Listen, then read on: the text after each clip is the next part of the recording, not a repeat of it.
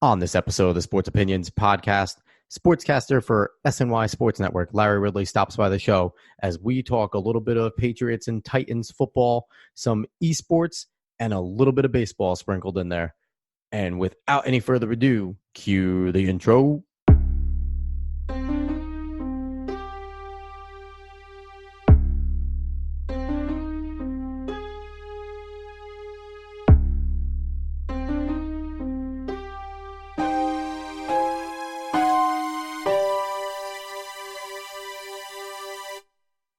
What's up, sports fans, and welcome to the Sports Opinions podcast.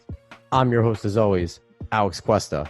And with me today is someone that I'm pretty sure a lot of you listeners out there are familiar with. If you are a New York sports fan, if you play Madden, you definitely know this guy. You've absolutely heard his voice. He is a sportscaster for SNY-TV Sports Network and the voice of the Madden football game, Mr. Larry Ridley. What's going on, Larry? Alex, thanks, man. Thanks for having me, man. I really appreciate it, but I'm doing good. Absolutely. And I know you are a busy man, so to cut time out of your schedule to do this podcast, I am uber appreciative of that. No problem, man. Glad to be here, man. So you are in the New York media. You've been in New York doing SNY for a little bit now. And it's interesting because you're not a New York guy. No, I'm not a New York guy.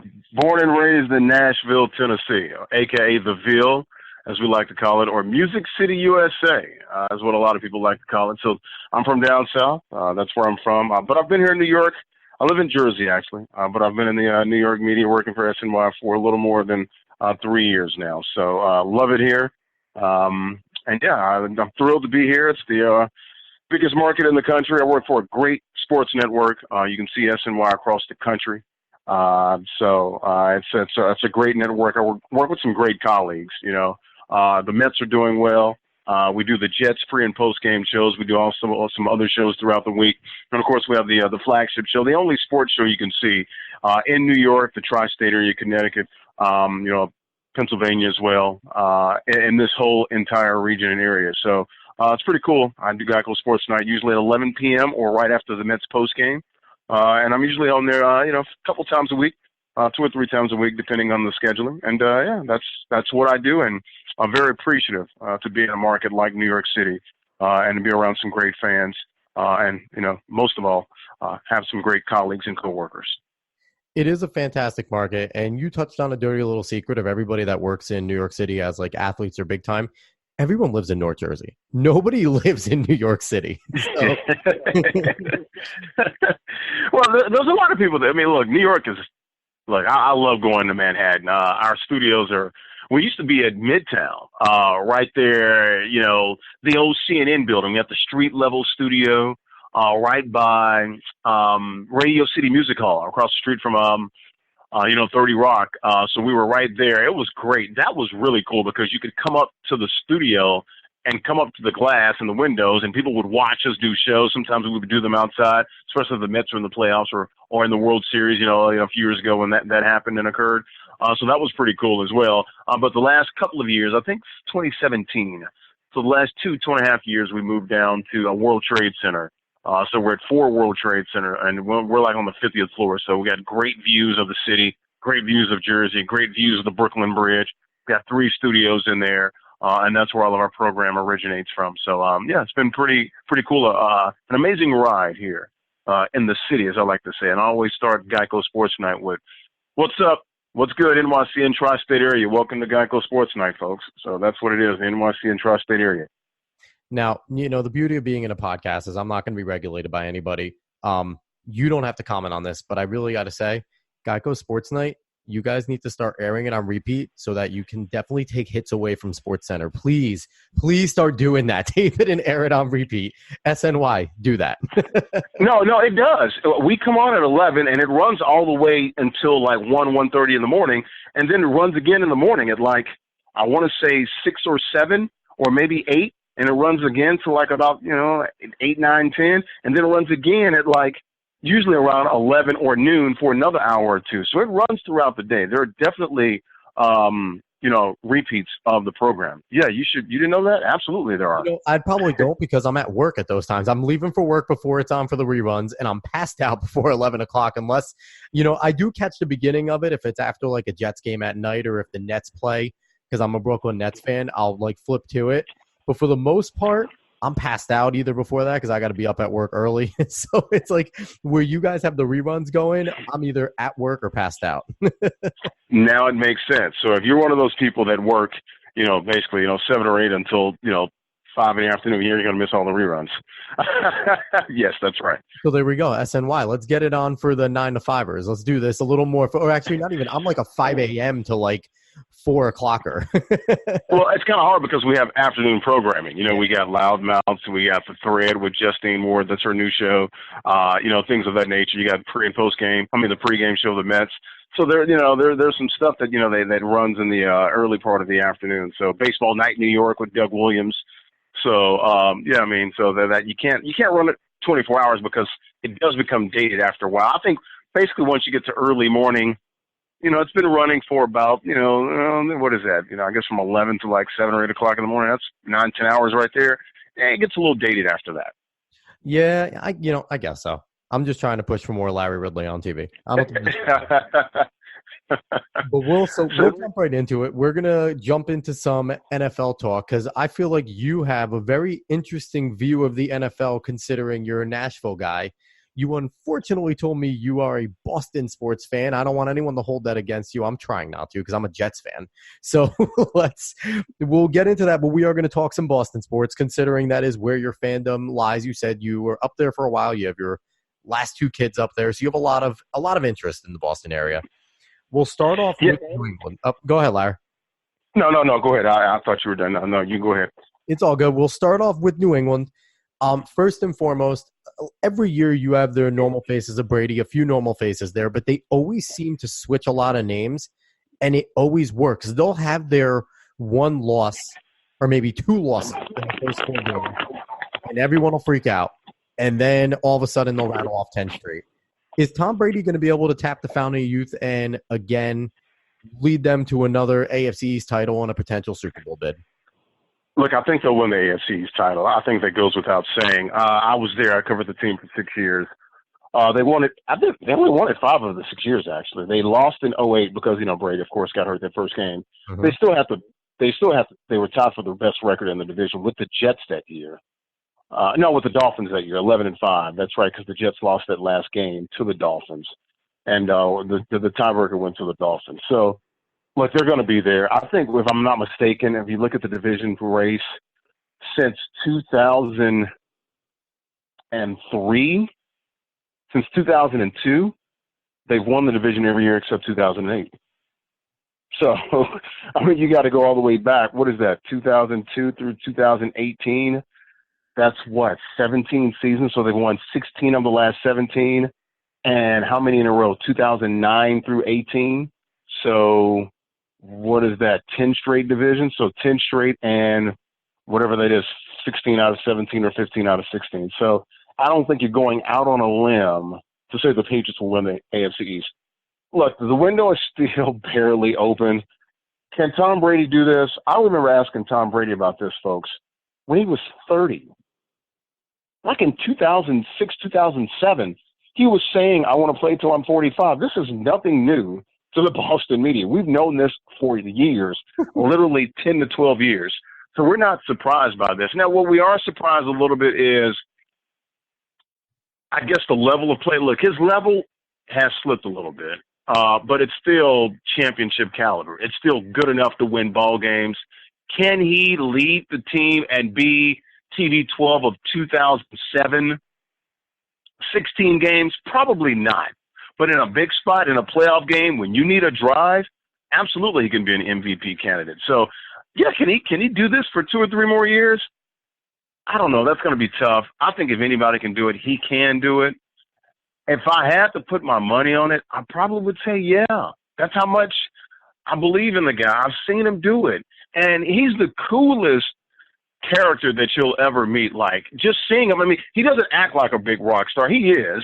But the way Brady treats him, the way Belichick treats him, the way his teammates treat him. He gets ribbed, he gets criticized at times, in film sessions and things of that nature. We've all seen that. So he's definitely one of the guys, and he's a really good teammate. I mean, he's a guy that sets up his guys. He's very demanding, but I also think he's fair, and I think it helps that Belichick is able to crack the whip and use him as an example to let everyone know, if I can talk to Tom Brady and tell Tom Brady that a kid from Foxborough High School could have made that throw, what do you think he's going to say to the rest of those guys, to the 53rd guy on that team? You know it's open season. So it's a great organization they have. I don't know how much longer they can keep it going, but I think as long as he's there and Belichick's there, they at least have a leg up. But watch out for the Jets. SNY's team, we are their television partner, their television station. So it's going to be great to see this AFC East race. I think the Jets are going to make some noise. I do ultimately think they'll come up short, but I think they're going to make some noise. They're going to make it interesting, that's for sure. That's music to my ears. And when it comes to Brady, every year I watch him play, and I'm always interested, whether or not he's playing my Jets or not. I do like to watch him if I can, if he's on prime time. And every year there seems to be maybe an extra throw or two that he misses that Tom Brady normally makes. So you definitely do see a little bit of that slippage. And when you talk about the culture, if you can hold your superstar and one of the best players in the league accountable at all times, that's why their culture works in New England, because the accountability is there. Now, I have to ask, you are with Ray Lucas, I'd imagine, a good amount doing the pregame, the postgame and stuff like that.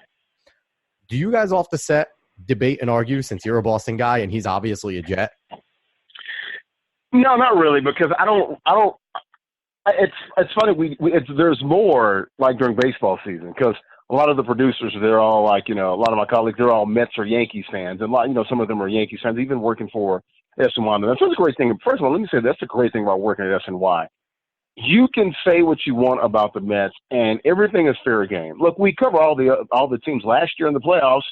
We led our shows with the Yankees. We were basically the unofficial or official, if you want to call it, post-game show of the Yankees. When the Yankees games were over in the postseason, we were live before Yes Network was. So we cover all the teams: Knicks, Yankees, Mets, all 9 of them. You want to include the soccer teams as well? Make it all 11 of the pro teams. We are, as the moniker says, get your New York sports here. So we cover everybody. So I just wanted to get that out there for everyone to hear. No, I don't. They don't rib me a whole lot. Not really. I mean, like I said, baseball is a little different because there's more games, and you constantly send the Yankees, and the Yankees are playing the Red Sox. And last year I was having some fun. I'm like, guys, Red Sox are taking this thing. You know it, right? I'm like, they're going to win it all. They got the best record. This will be the 4th World Series title, and blah blah blah. How many years that's been? 4 or 18? What is that? 4 and 15 years, 4 and 14, whatever it is. So I'm like, it's going to happen, and they ended up winning. This year I was kind of still saying the same thing, like, guys, the Yankees have the best record. The Red Sox are coming, and then they had that swoon, and then the Yankees of course swept them. So I really haven't been able to say anything. But they're playing a little bit better now. Chris Sale is gone, and we'll see how it's going. But look, the Yankees have the best team in the American League. I can't wait to see them match up with Houston. And then I want to see them match up with the Dodgers. That's what I want. And here Major League Baseball is like, give me Yankees against the Astros in the ALCS, and then World Series.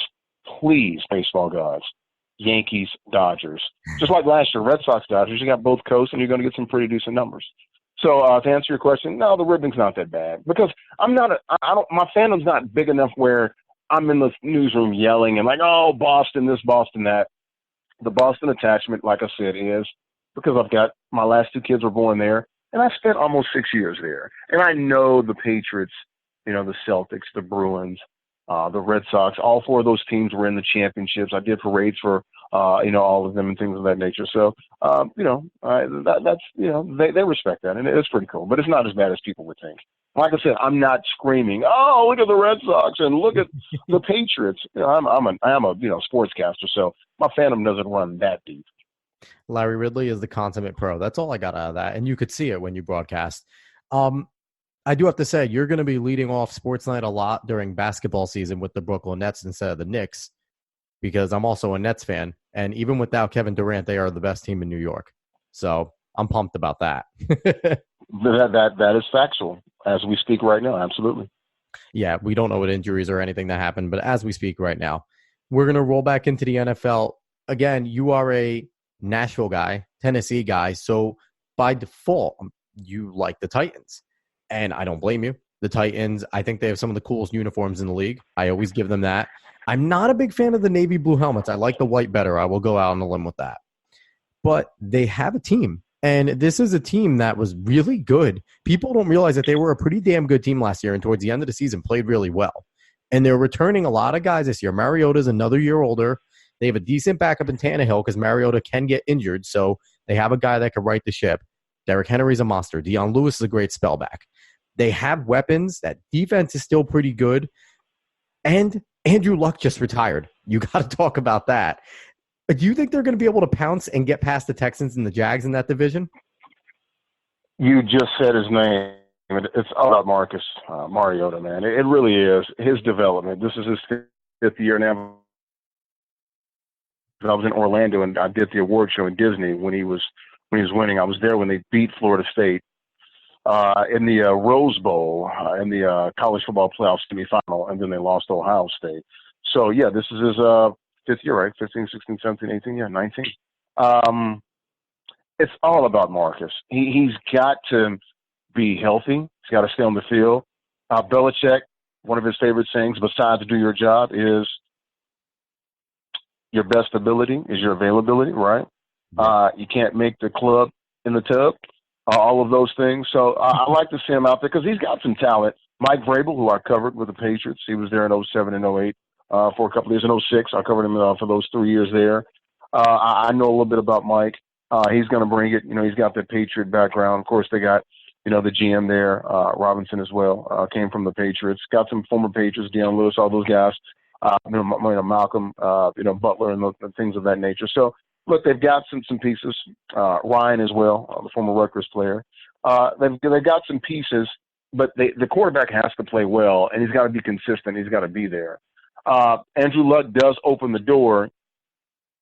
I just don't know if they can get there because the Titans, if you look at what they did last year, 9-7, I think 9-7 went the last 2 or 3 years, if I'm not mistaken. Yeah. They beat some really good teams last year. They beat up on the Cowboys, blew out the Patriots, beat the Eagles. No, I think they beat like 4 playoff teams last year. But they'll also lose some cluckers, they can't beat the Colts from Andrew Luck. So I think they've never beaten the Colts with Andrew Luck, if I'm not mistaken. Yeah, I think that's factual. Something ridiculous. Yeah, 0-11, 0-12, something like that. Yeah, I don't think he started like in the beginning of his career against them, or he got hurt for a little bit and didn't play them for one game. But yeah, I think he's 11-0 against them. Yeah, and then he missed, of course, all of the 2017 season. So, so he's missed, a handful of games, 3, 4, 5 games or whatever against the Titans. So, I just worry about their offense. I love the ground and pound, but it's like, it's like when I ask the Madden players, if the running game's not working, can you win left-handed? Can you win fighting left-handed? And everyone says, yeah. And then most of the time they get out there, it's like, oh, shoot, we're down by 14. We're down by 17. It's over. You can't throw the ball every time and get back in the game. So I want to be able to see that. The defense is nice. Kevin Byard, former Middle Tennessee Blue Raider, my alum. I think he's a bad boy. He's an all-pro safety. I like the secondary. I like their front. I like their front seven too. I just wonder, can they score enough points when they have to? Because they're going to get into some shootouts, and the defense is not going to hold teams to 13, 14. They're going to have to win some games 31-27. I don't know if they're built for that. They have to win games. They have to win walk fights. They have to win and be physical. Win in the phone booth. They're going to have to win a lot of games 13-10, 17-13. It just doesn't fall that way. You need to be balanced. You need to have a really good offense, a top 10 offense, and a top 10 defense. And that's why the Patriots are so good. Usually their defense is usually a top 10.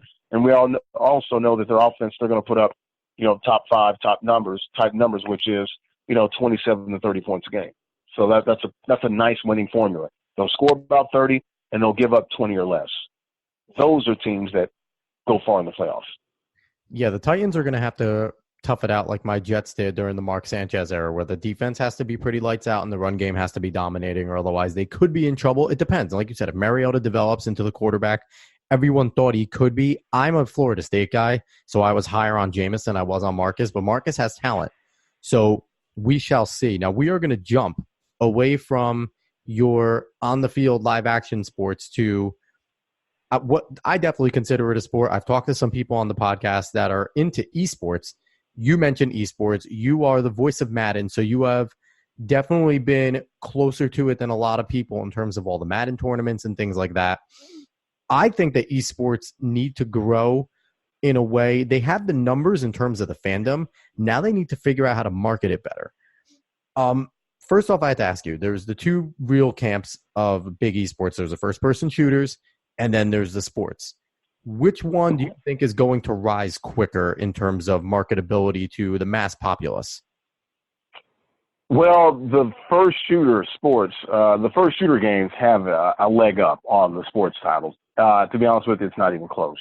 It's not even a debate, really, to be honest with you. I mean, you look at some of the popular, esports organizations or streamers, the ninjas, some of the, the popular esports teams, Luminosity or, FaZe Clan or, just you name any of these, other, organizations or whatever, what's that with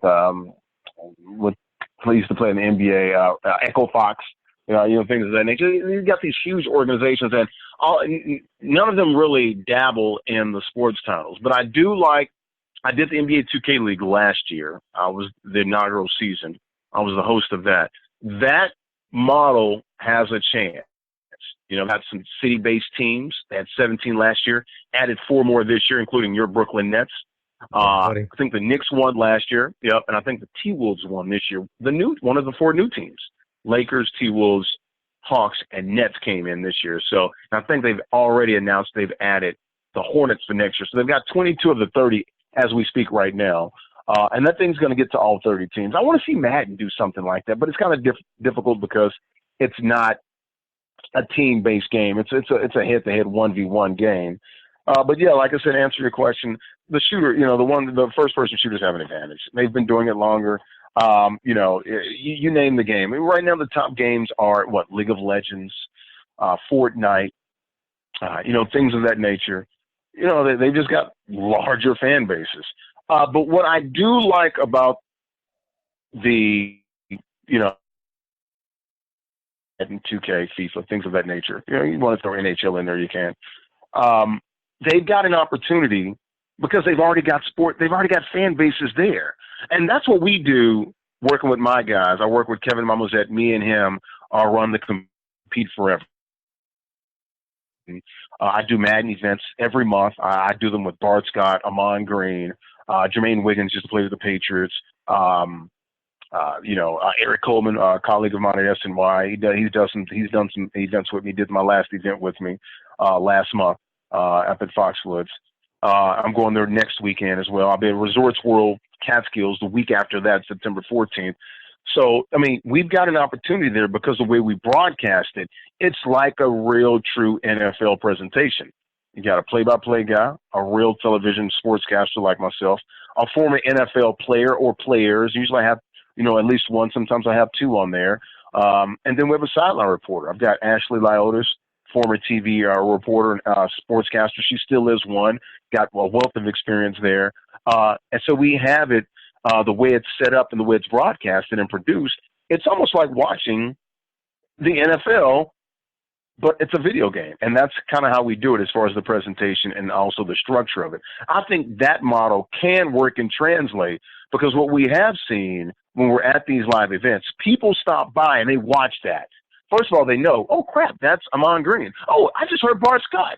Oh, and that's Jermaine Wiggins. He won a Super Bowl with the Patriots. Or Devin Kajus. Oh, he was a star of Hard Knocks. I remember him.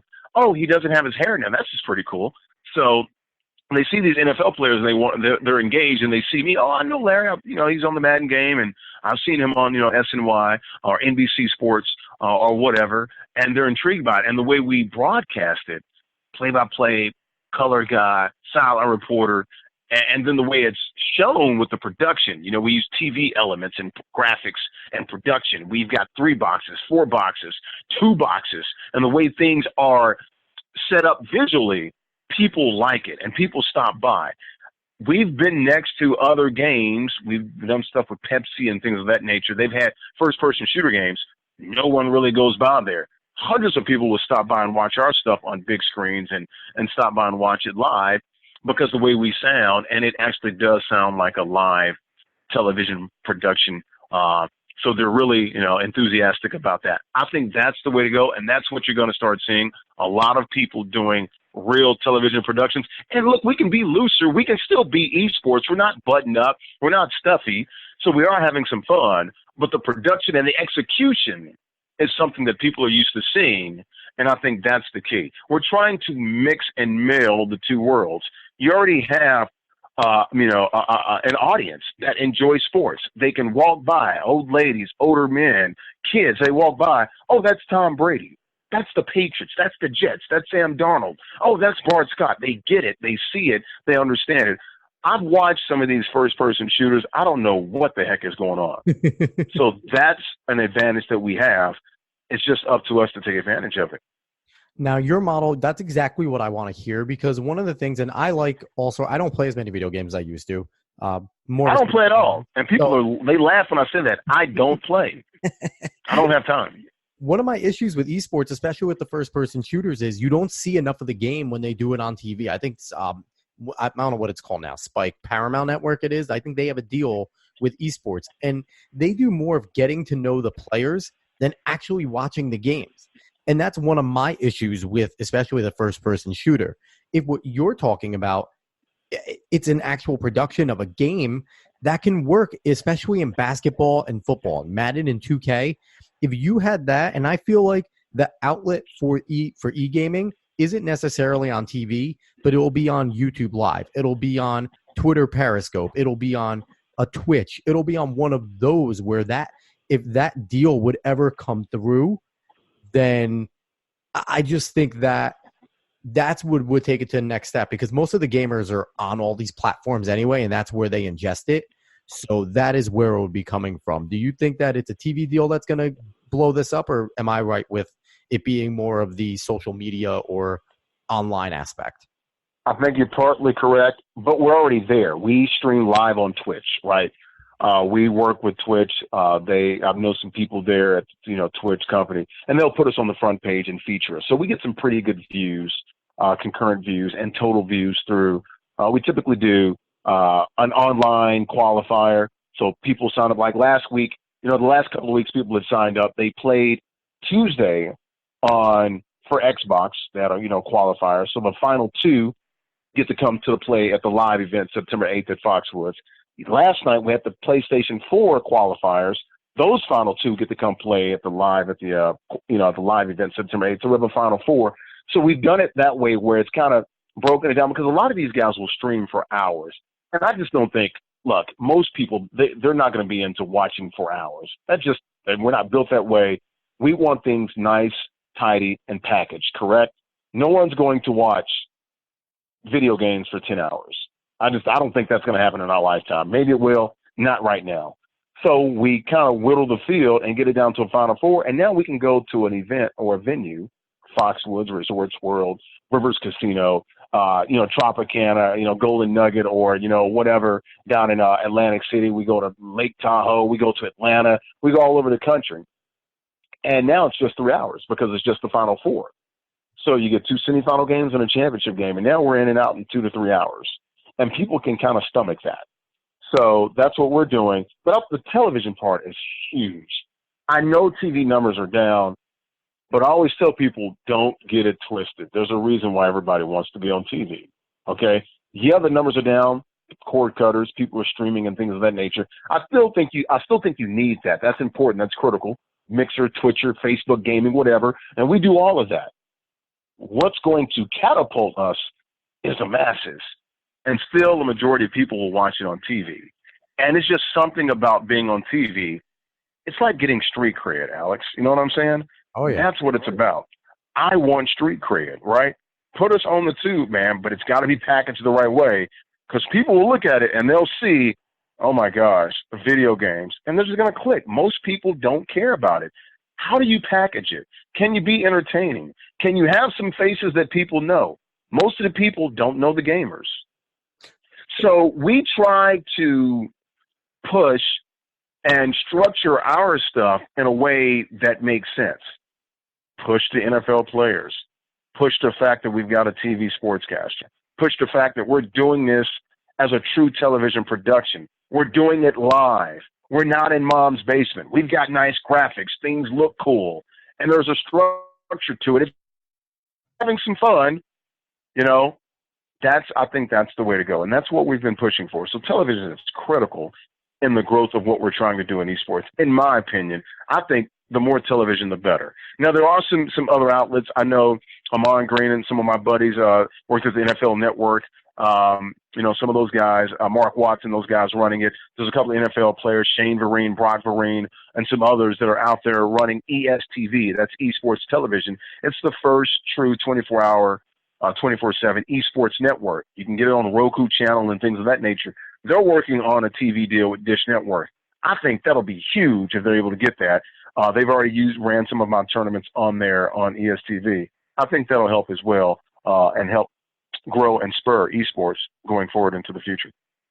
Yeah, you said it right, though, because, like you said, TV numbers might be down per se because I guess they're losing some with all the streaming stuff. But I love doing this podcast. I would love to be on the radio. But, man, if you can get me in a studio and put me on TV, I would drop all this. Like, you are 100% true. TV is still king. It is still if you're in this business, if you're doing any sort of sports journalism or journalism in general, more than likely you want to get in front of that camera. So that is still the mecca. And I would love to just see, accompanying your regular games where I would be able to watch my Jets and then I'd be able to watch my esports Jets because more football is better football. That's period. And even in basketball, I'm a massive Nets fan, but I'd love to be able to tune into my Nets one night and then, the next day when the Nets are off, watch the esports Nets play a game. Like that would be fantastic if that could definitely translate onto TV. I'm excited to see the day that comes. Well, and not only that, you look at some of these out there now with the U.S. Open going on right now. I reported on that last night. Serena did come back and win. They had the big event with Fortnite a couple of weeks ago out there, and that thing was sold out. It was pretty packed out there. But once again, it's kind of hard to watch it. You got 100 people or whatever playing Fortnite, and you can't even show all the guys. That's why I think the sports titles have an opportunity because it's like we can package it and people get it. I don't know, but, you look at some of these productions, man, they're huge and they cost money. So, I've been on some of them. I did the Rocket League at NBC. We do it, all over the country. I did the Rocket League World Championships last year out in Vegas. We were in a freaking arena. We were at the Orleans Arena in front of thousands of folks. TV trucks. It was live on Twitch, but we had, 150, 160, 200,000 people watching live on Twitch.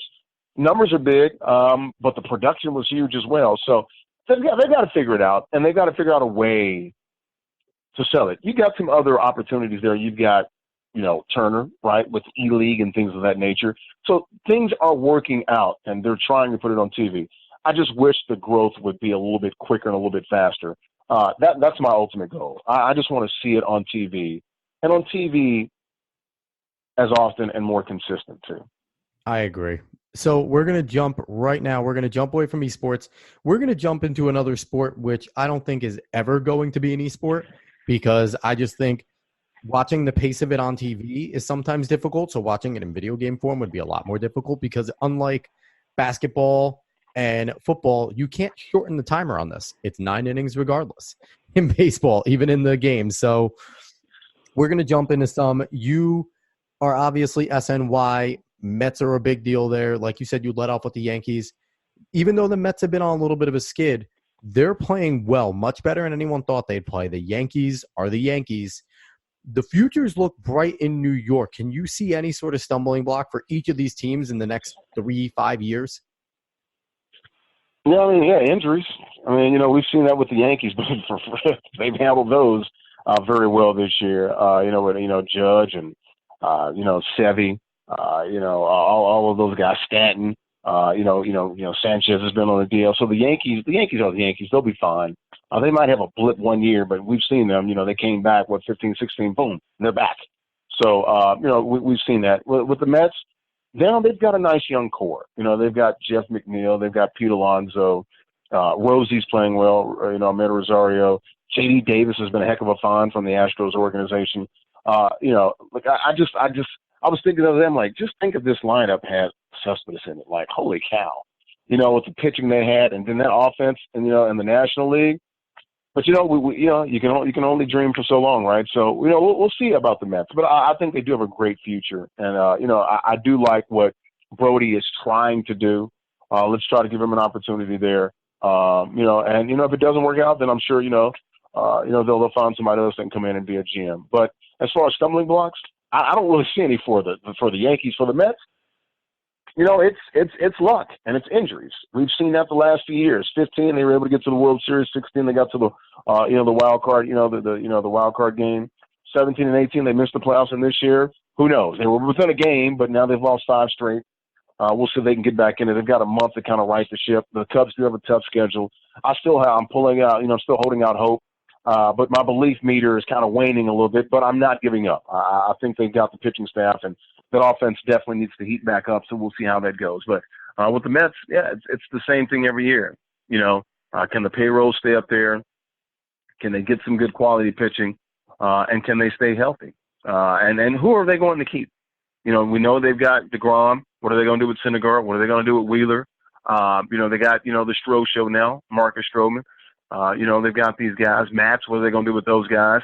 How are they going to put these pieces together? They've got a decent team. They've got some good players, but I don't know if it fits too well with the Mets. We've talked about that a lot on SNY. They got a lot of guys out of position. What do you do with McNeil? What do you do with J.D. Davis? What do you do with Conforto and Wright? They need a center fielder. I love Juan Lagares, the way he's been playing the last few weeks, last month or two. But his offense is back. It comes and goes. Most of the time it's not there. What are they going to do? So they've got some decisions to make. But, when you look at both of these ball clubs, it's all about the Metropolitans. The Yankees, I think, they're pretty much on cruise control, unless there's something that we don't foresee, a huge event that we don't see coming. They're gonna weather the storm. Yeah, and I have to ask you, because I thought Brody did a pretty good job in the offseason putting together a bullpen that he thought would work. On paper, they had some good long relievers in Lugo and Gazelman. Bringing in Familia as a setup guy was, I thought, a good move. And what a lot of people don't realize is Cano came over, they ate the money to take Edwin Diaz, because Edwin Diaz was the best closer in the game for 2 years. He stumbled. There were so many calls for him to be traded during the deadline. Did you ever buy into trading Edwin Diaz? Because I thought it was absolutely nuts to give up on this kid. Where were your feelings? No, he was the centerpiece of the deal. I mean, Cano was basically just, kind of a throw-in. The deal was for but Edwin Diaz. People don't realize that Cano was a throw-in. No, they don't. The big name. They thought it was for Cano when Edwin Diaz was the prize. No, when they got Cano, you're just praying, man, can we get 2 years out of him? Can we get this year and next year? I know he's got, 3 or 4 years left on his deal. You're just hoping to get 2 out of those 4. That's what it is. You're eating a lot of the money. It is what it is. I think actually the Mariners did, send back $20 million or something like that. But still, you're paying him daggone near, pretty much near $20 million a year. So, look, it is what it is with, with Robbie Cano. And look, he did show some, some signs of coming out of it the last month or so. But, he's still injured right now, but, he's taking BP. Hopefully he'll get back. We'll see about that. But, yeah, it's all about Edwin Diaz. And he's shown some signs lately. Look, the vulture there, Phil Regan's been working with him to work on some things. There was some talk. Maybe he was tipping his pitches and things of that nature, but the slider's been pretty flat all year. Look, he's got great stuff. He throws 98, 99. This is a guy you want to work with. So I think the Mets they were smart not to give up on him. And like I said, they've got pieces. Now it's just about, making sure these pieces fit and forming a real team and going out there and winning some games. They're set up to do well even next year. But the elephant in the room is, where's that payroll? Is it going to be 150, 175? That's nice. Or we're going to keep, is it going to go down to 120, 130? It's like, look, that's what it is. These are things that we're all going to be watching, and we've all been talking about with the Mets for in recent memory. So that's what I'll be watching. I like Diaz. I absolutely do not give up on him. And like you said, the bullpen has been better lately, especially the last month. They've got some pieces out there as well. We all like, Lugo. Gazelman's been hurt. He's been on the rehab, tour a little bit. Get him back. And, Familia's pitched decently the last few weeks. Those are 3 or 4 pieces I can work with. Now you got to maybe strengthen it. Can you be the Yankees? Probably not. But if you can add another arm or two, that can do wonders. Look at what Wilson's done recently, giving them a lefty out of the bullpen. So, yeah, I mean, I've got no problem with what Brody's doing. Just keep building, and don't let this momentum, sort of wane and stop on us. That's what I'm watching.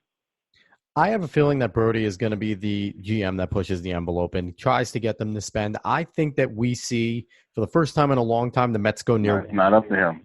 Not up to him. But he can try it, but it's not up to him. It isn't, but I think if he's going to be able to convince the powers that be and say, listen, look what I did with what you gave me now. Give me a little more. We are attractive now. We have young pieces now. I need a little more in order to get this championship roster. I think we might see a little bit of breakthrough. If he screws it up, then he's gone. But I think he might get the opportunity. That's just my No, and I think you're right for the most part. I think that will happen. Look, he does have their ear. Clearly, he got the job because he was, someone different outside of the box. And look, Cespedes. I know he's got another year? Is that? If I'm not mistaken. I think you might have him by the throat for 2 more years. Yeah, it's either a year or two. So those numbers will be coming off because he's making like 27, something like that. So that'll be coming off the books here soon. But look, I mean, at some point you got to realize, look, I mean, if we're winning and we're competitive, Citi Field will be filled. It'll be full. We'll be making some money. So one of the family stadiums in the league is Citi Field. I'm a Yankees fan. I love going to Citi Field. The rest of my family, my wife's side, is Mets fans. I am ecstatic to go to Citi Field. It is so much more fan friendly in Yankee Stadium. Sure. So I mean, there are opportunities there. Look, they've got some great pieces. We've talked about that this entire podcast. I just want to see what they can do with those pieces. So it's going to be interesting. So the future's bright for all of these teams. The Nets, getting KD back. The Knicks, having some young pieces. No huge contracts. They can make a move at any time. Everything's pointing in the right direction. I think the Jets are heading in the right direction. The Giants, we'll see what Daniel Jones can do. Had his start tonight. Up in Foxborough, first NFL start. I mentioned that last night. It was funny saying that, but it's true. First NFL start. It was expected to tonight in the fourth and final preseason game. So, yeah, I mean, it's great to be in the city right now. Now, New York area, you've obviously been around. We are passionate about our sports. So even when our baseball teams are bad or mediocre, we're still supporting them. We're still diehard. In Boston, you probably saw that too. They love their baseball. But baseball has had a popularity issue as of late compared to the other big sports. It is still America's pastime, but it is holding on. Right now, I've been watching a lot more sports stuff, and it seems like there's a little more pop back in the league. There's a little more fun back in the league. I think all the home runs are starting to do their trick. A lot of people are complaining about juice balls initially, but I feel like there's a little more fun and a little more notoriety back in the league. Can you see a surge in popularity happening, possibly because of all these home runs and all the stuff going on? A surge in popularity, I don't know about that, but is it getting better? Sure. I think, like you said, look, the chicks dig the long ball. We've talked about that. The balls are an interesting subject. Umpiring, do you go to computers, things of that nature, instant replay? Baseball's just sort of more in the news now. The players' salaries are still exploding. But now, they're trying to, temper that a little bit. Also with the starting pitching, I think that's going to be interesting going forward. All right, you got all these openers and things like that. The bullpens are more important now in today's game. How does that affect the market of the starting pitchers? That's something we'll be keeping an eye on. But yeah, I think individuals too. The players are being more individuals. They're having more fun. Players Weekend, we saw that. You're seeing more, individuals, more characters and things of that nature. Bat flips. The old rules of baseball still apply, but guys are pushing the envelope. So yeah, that's something that we'll be keeping an eye on. But I do want to temper it a little bit. I was telling my producer this. I was working with Amy McEnany the other night. We were talking about this, me and my producer. It's America's game, right? That's what the NFL is. Mm-hmm. Can baseball ever catch the NFL? No. Can baseball even catch the NBA? Probably not. No. So, but can it get better and do better numbers than what it's doing now? Sure, absolutely. And I think they'd be right to do that. Try to do something with the clock. There is no clock, but you know what I mean. The time limit of baseball games. I was there for the Red Sox and Yankees, the longest nine-inning game, but it was like 4.5 hours. It was crazy. Yeah. You know, how many of those Sunday night games we were sitting there about to fall asleep? It's midnight. It's like the game started at 8. Why are we still here? So, yeah, I mean, they got some things that they need to work on, but things are getting better. But it's not the NFL, and I don't think it will be in our lifetime. The NFL is king right now, and unless the NFL screws it up, which they very well could. They've been trying over the past. They've tried. They have been trying. Goodell has been working his hardest to do that. Sure.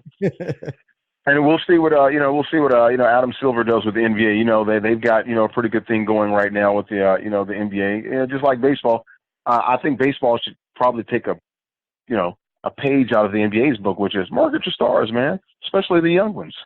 It works. People can see their faces. Football, they can't really see their faces.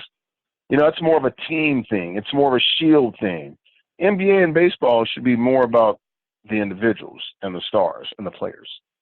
Definitely. And I've been saying that if baseball doesn't shape up, I can definitely see, and I don't know if you agree on this, but I can see Major League Soccer overtaking them. And then 20 years is obviously a long game. It's short in the macro, but in the micro, I could see them because MLS is making money. They're making new teams all the time. You don't make new teams unless you're making money. Over in the Northwest, it is packed. That is Soccerville. The Red Bulls constantly sell out. LAFC has a big draw. They are making money, and American players are now going and playing overseas, but then they're also coming home. The level of soccer, the excitement of soccer has definitely risen. And like you said, soccer does everything baseball doesn't. When guys score goals, they dance for like 23 minutes. It is an individual's game. They reward excellence, and they're allowed to.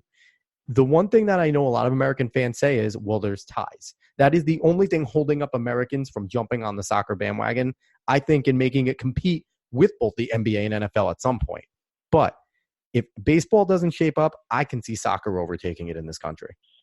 It sounds good, but we've been here. How long have we been talking about soccer? And I had on my MLS Orlando City soccer, jersey on the day, my kit on the day.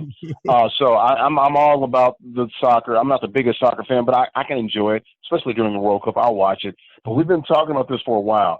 Oh, look at the explosion in the youth participation. It hasn't translated yet. Soccer is moving, though, incrementally, but I'm still waiting on that big push, that big surge to say, okay, we're here. We're no longer the fifth or sixth sport.